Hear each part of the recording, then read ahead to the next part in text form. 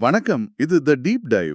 உங்களுடைய போட்டித் தேர்வு தயாரிப்புக்கு தேவையான நடப்பு நிகழ்வுகளை ஆழமாக அலசும் ஒரு பிரத்யேக நிகழ்வு. இன்னைக்கு நாம பிப்ரவரி 4, 2026க்கான முக்கிய செய்திகளை பார்க்க போறோம். உங்க யூபிஎஸ்சி, பேங்கிங், எஸ்எஸ்சி, ரயில்வேஸ் மாதிரியான தேர்வுகளுக்கு தேவையான அத்தனை தகவல்களும் இங்க இருக்கு. ஆமா, நேரத்தில் வீணடிக்காம உடனடியா முதல் தலைப்புக்கு செல்வோம். சரி, ஆரம்பிக்கலாம். முதல் செய்தி தேசிய விவகாரங்கள்ல இருந்து பிரதமரோட பஞ்சாப் பயணம் பத்தி ஒரு நியூஸ் இருக்கு. பிப்ரவரி 1, 2026ல ஸ்ரீ குரு ரவிதாஸோட 649th பிறந்த நாள் விழாவுல கலந்துகிட்டு இருக்கிறார். ம், இது வெறும் ஒரு விழா செய்தி மாதிரி தெரியலாம். ஆனா தேர்வு நோக்குல இதுல சில முக்கியமான விஷயங்கள் இருக்கு. அப்படியா? என்னென்ன? இதுல 3 முக்கியமான பாயிண்ட்ஸ் இருக்கு. ஒன்னு, அதம்பூர் விமான நிலையத்துக்கு ஸ்ரீ குரு ரவிதாஸ் மகாராஜ் ஜி ஏர்போர்ட்னு பேர் மாத்திருக்காங்க. ஓகே, பெயர் மாற்றங்கள் கேள்விகள்ல வரும். கரெக்ட். ரெண்டாவது, லுதியானாவில் இருக்கிற ஹல்வாரா விமான நிலையத்துல ஒரு புதிய சிவில் டெர்மினல் திறந்திருக்காங்க. இது உள்கட்டமைப்பு சம்பந்தப்பட்டது. சரி, மூணாவது? பிரதமரோட இந்த ஜலந்தர் பயணம் டெரா சச்கன் பலானம் மையமா வச்சு நடந்தது. இது அந்த பகுதியோட சமூக அரசியல் முக்கியத்துவத்தை காட்டுது. அதோட ஸ்டாட்டிக் ஜிகே கார்னரும் கொடுத்திருக்கீங்க. பஞ்சாபின் முதலமைச்சர் பகவந்த் சிங் மான், ஆளுநர் குலாப்சந்த் கட்டாரியா. ஆமா, கூடவே பஞ்சாப்ல இருக்கிற ராம்சர் தலங்கள், பிஎஸ் கன்சர்வேஷன் ரிசர்வ் மற்றும் ஹரிகே லேக். இது சுற்றுச்சூழல் கேள்விகளுக்கு ரொம்ப முக்கியம். நிச்சயமா. சரி, அடுத்தது மணிப்பூர்ல ஒரு தலைமை மாற்றம் நடந்திருக்கு. ஆமா, புதிய முதலமைச்சரா யும்னாம் கேம்சந்த் சிங் தேர்ந்தெடுக்கப்பட்டிருக்கார். இவர் ஒரு மூத்த பிஜேபி தலைவர். இதுக்கு முன்னாடி என் பிரன் சிங் இருந்தார். இதுல ஒரு முக்கியமான விஷயம் என்னன்னா, பிப்ரவரி 13 அன்னைக்கு குடியரசுத் தலைவர் ஆட்சி முடிஞ்ச பிறகுதான் இவர் பதவியேற்கிறார். அந்த டைமிங் முக்கியம் இல்லையா? மிக மிக முக்கியம். ஒரு மாநிலத்துல குடியரசுத் தலைவர் ஆட்சி முடிஞ்சு ஒரு புதிய அரசாங்கம் அமைகிறது. இது பாலிட்டியில ஒரு முக்கியமான நிகழ்வு. சரி, இப்ப அடுத்த முக்கியமான புள்ளி விவரம் சார்ந்த செய்திக்கு வருவோம். NSO migration survey. ஆமா, நேஷனல் ஸ்டாட்டிஸ்டிக்கல் ஆஃபீஸ், அதாவது என்எஸ்ஓ, ஜூலை 2026ல இருந்து ஜூன் 2027 வரைக்கும் ஒரு சர்வே நடத்த போறாங்க. இந்த மாதிரி சர்வேகள்ல இருந்து வர டேட்டா மெயின்ஸ் தேர்வுல விடை எழுத ரொம்பவே யூஸ் ஆகும். இதோட நோக்கம் என்ன? இதோட நோக்கம் மைக்ரேஷன், லேபர் மொபிலிட்டி, அப்புறம் ரெமிட்டன்சஸ், அதாவது வெளிநாட்டுல இருந்து வர பணம், இதையெல்லாம் கண்காணிக்கிறது தான். இது சம்பந்தமா ஏற்கனவே ஏதாவது புள்ளி விவரம் இருக்கா? இருக்கு. PLFS 2020-21 தரவுப்படி இந்தியாவோட ஒட்டுமொத்த மைக்ரேஷன் ரேட் 28.9%. ஆனா இதுல ஒரு ஆச்சரியமான விஷயம் இருக்கு. என்னது? பெண்களோட இடப்பெயர்வு 47.9%. ஆனா ஆண்களோடது வெறும் 10.7% தான். ஓ, பெரிய வித்தியாசம். இதுக்கு என்ன காரணம்? காரணம் ரொம்ப தெளிவா இருக்கு. 86.8% பெண்கள் திருமணத்துக்காக இடம்பெயர்கிறாங்க. ஆனா ஆண்கள்ல 22.8% தான் வேலைக்காக இடம்பெயர்கிறாங்க. இந்த ஒரு டேட்டா இந்திய சமூக அமைப்பை பத்தி நிறைய சொல்லுது. ரொம்ப ஆழமான புள்ளி விவரம். சரி, இப்போ சர்வதேச உறவுகளுக்கு போகலாம். வெஸ்ட் ஏசியா மற்றும் MANA பகுதியில இந்தியா கவனம் செலுத்துற மாதிரி தெரியுது. ஆமா, second India Arab foreign ministers meeting புதுடெல்லியில நடந்திருக்கு. இதுல முக்கியமா கவனிக்க வேண்டியது, இந்த மீட்டிங் இந்தியால நடக்கிறது இதுதான் முதல் தடவை. அப்போ இது ஒரு முக்கியமான டிப்ளமேட்டிக் நிகழ்வு. நிச்சயமா. டாக்டர் எஸ் ஜெயசங்கர் இந்திய தரப்புலையும் UAE-ல இருந்து கலிஃபா ஷஹீன் அல் மராரன் தலைமை தாங்கினாங்க. இந்தியா கூட 22 அரப் லீக் நாடுகள் கலந்துக்கிட்டாங்க. இதோட முடிவுல நியூ டெல்லி டெக்ளரேஷன் ஏத்துக்கிட்டாங்க.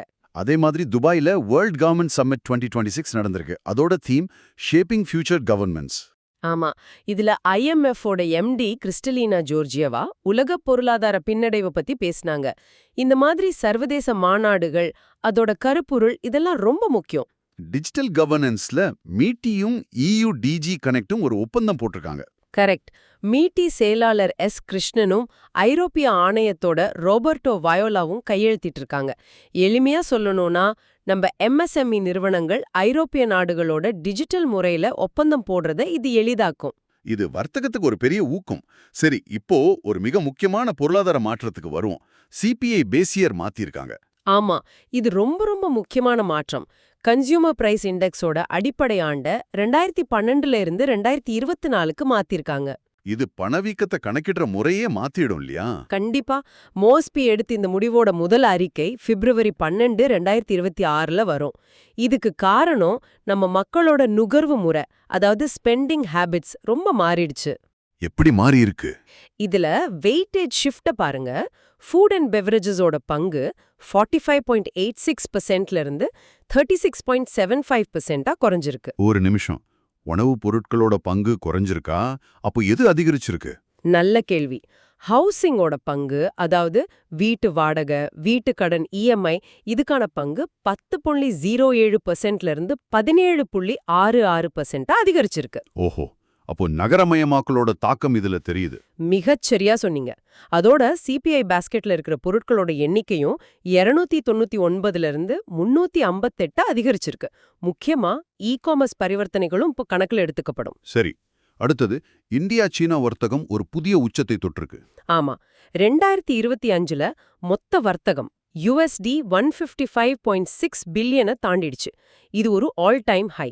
இதுல சீனாவுக்கான நம்ம ஏற்றுமதி 9.7% அதிகரிச்சிருக்கு. முக்கியமா இரும்புத்தாது, ஜவுளி, மருந்து பொருட்கள் மூலமா. உலக பணக்காரர்கள் பட்டியல்ல இலான் மஸ்க் 800 பில்லியன் சொத்து மதிப்புள்ள முதல் நபரா இருக்கார். இங்க சுவாரஸ்யமான விஷயம் அந்த நம்பர் மட்டுமல்ல, இது எப்படி வந்ததுன்னு பார்த்தா ஸ்பேஸ் எக்ஸ் மற்றும் XAI நிறுவனங்களோட இணைப்புனால நடந்திருக்கு. இப்போ அவரோட ஸ்பேஸ் எக்ஸ் பங்கு டெஸ்லாவை விட மதிப்புமிக்கதா மாறி இருக்கு. இது முதலீட்டாளர்களின் கவனம் எதிர்கால தொழில்நுட்பங்கள் பக்கம் திரும்புறத காட்டுது. அருமை. அடுத்ததா வங்கி மற்றும் நிதித்துறைக்கு வருவோம். PM செத்து திட்டத்துக்காக உலக வங்கி USD 830 மில்லியன் கடன் கொடுத்திருக்கு. PM சேது, அதாவது Pradhan Mantri skilling and employability transformation through upgraded ITIs. இது ஒரு திறன் மேம்பாட்டு திட்டம். இது எப்படி செயல்படும்? இது ஒரு ஹப் அண்ட் ஸ்போக் மாடல்ல செயல்படும். 200 ஹப் ITIகளும் 800 ஸ்போக் ITIகளும் இருக்கும். வருஷத்துக்கு 1 மில்லியன் திறமையான தொழிலாளர்களை உருவாக்குறது தான் இலக்கு. இதுல 25% பெண்கள் பங்கேற்பு இருக்கணும்னு ஒரு இலக்கம் இருக்கு. நல்ல விஷயம். அடுத்து ஒரு முக்கிய நியமனம். எஸ் வங்கியோட புதிய MDN CEOவா வினய் முரளிதர் தோன்சே நியமிக்கப்பட்டிருக்கார். போல PNB ஒரு புதிய கிரெடிட் கார்டு அறிமுகப்படுத்தியிருக்கு. Luxura metal credit card. இது ஹை நெட்வொர்த் இண்டிவிஜுவல்ஸை இலக்கா வச்சு கொண்டு வந்திருக்காங்க. 0 ஃபாரெக்ஸ் மார்க்அப், அன்லிமிட்டெட் லவுஞ்ச் ஆக்சஸ்லாம் இருக்கு. கிராமப்புற வங்கியல்ல ஒரு மைல்கல். திரிபுரா கிராமீன் வங்கி TGB இந்தியாவின் முதல் RRB கோ-பிராண்டட் ரூபே கிரெடிட் கார்டை வெளியிட்டிருக்கு. ஆமா, ஒரு கிராம வங்கி கிரெடிட் கார்டு வெளியிடுறது நிதி உள்ளடக்கத்துல ஒரு பெரிய படி.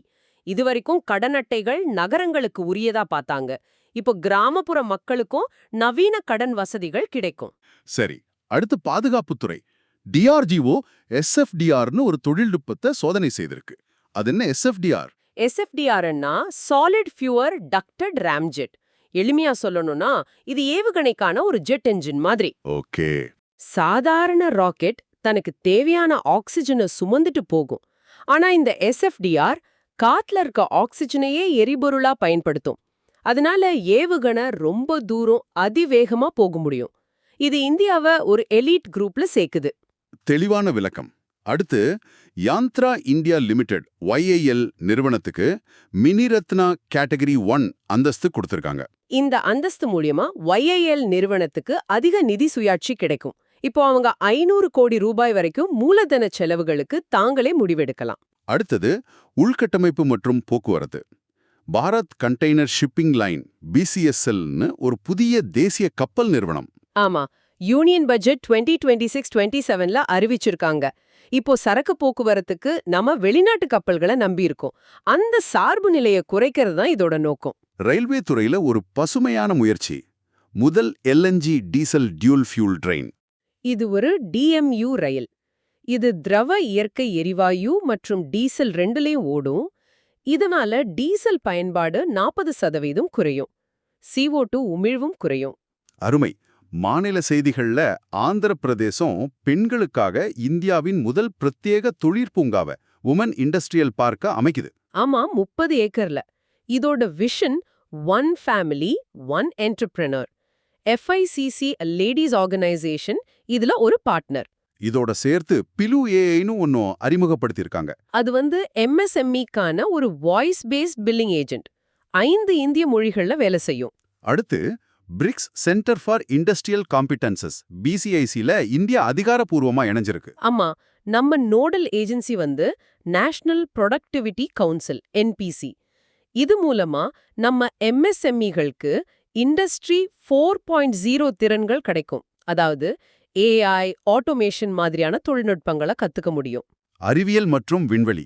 உலகின் முதல் தனியார் விண்வெளி நிலையமான ஹேவன் 1 2027ல விண்ணிலையப்பட இருக்கு. இத வாஸ்ட் ஸ்பேஸ் என்ற நிறுவனம் உருவாக்குது.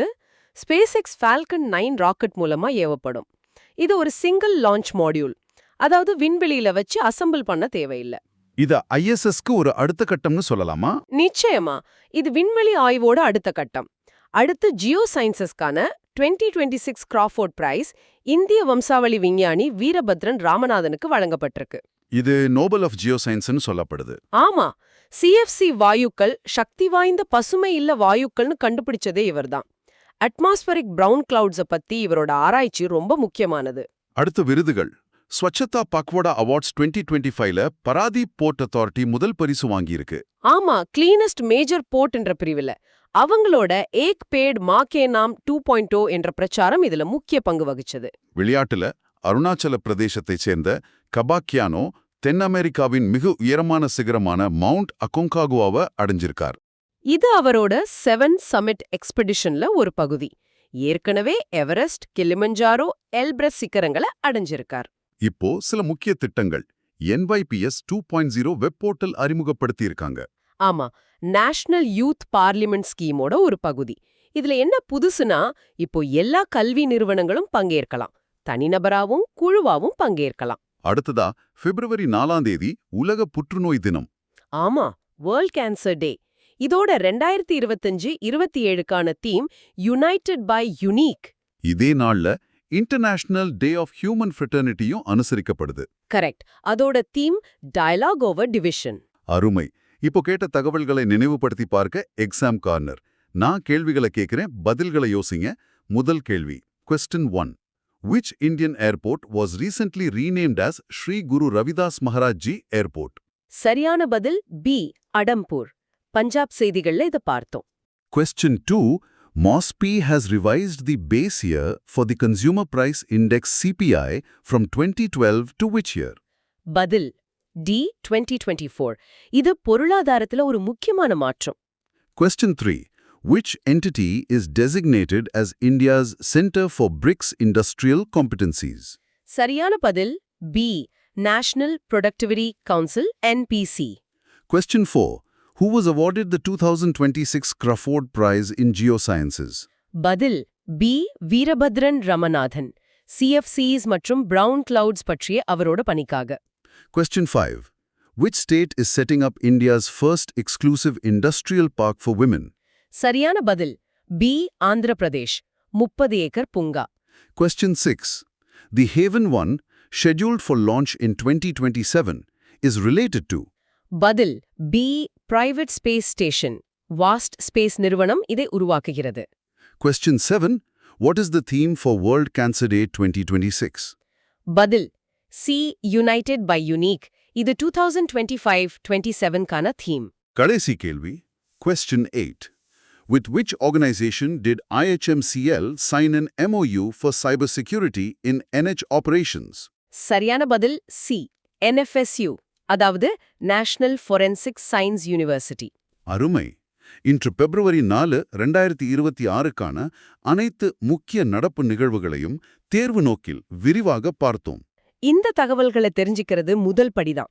ஆனா இந்த CPI அடிப்படை ஆண்டு மாற்றத்தால உங்க மாச பட்ஜெட்ல என்ன தாக்கம் வரும், இல்லனா ஒரு SFDR தொழில்நுட்பம் எப்படி நம்ம நாட்டின் பாதுகாப்பை மாத்துன்னு யோசிச்சு பாருங்க.